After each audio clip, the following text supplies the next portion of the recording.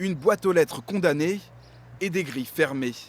Depuis décembre, le couple de médecins généralistes de Fresnay-sur-Sarthe a déménagé. Conséquence, plus de 2500 patients se retrouvent sans médecin traitant. On se dépanne avec Doctolib et puis la maison médicale de Sillé, mais ça veut dire que ça fait plus de kilomètres. Vous avez plein de clients ici et tout, donc c'est un peu les abandonner quand même, parce qu'il n'y a pas d'autres médecins à Fresnay et que tous les autres médecins à Sillé, à Conly, c'est déjà plein.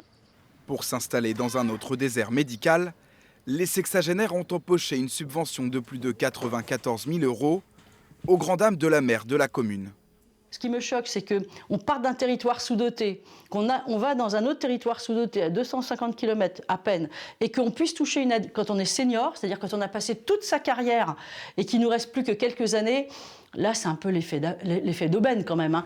Une aide accordée en échange de la garantie des médecins de s'installer dans la durée, distribuée sans irrégularité selon la caisse primaire d'assurance maladie.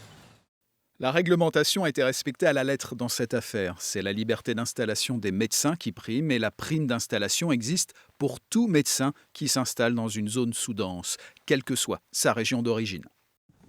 Une liberté d'installation sur laquelle aimerait revenir 7 médecins qui préconisent dans le même temps d'aider les plus anciens à repousser leur départ à la retraite. Ils auraient pu aussi bien ne pas travailler du tout. Vous voyez ? Donc eux, ils se mettent encore au service. Donc je crois qu'on ne peut pas à eux jeter l'opprobre. Il faut simplement juste souligner qu'on s'occupe tellement des jeunes qu'on oublie les anciens. Dans la Sarthe, selon l'Association des citoyens contre les déserts médicaux, plus de 80 000 patients n'ont pas de médecin traitant.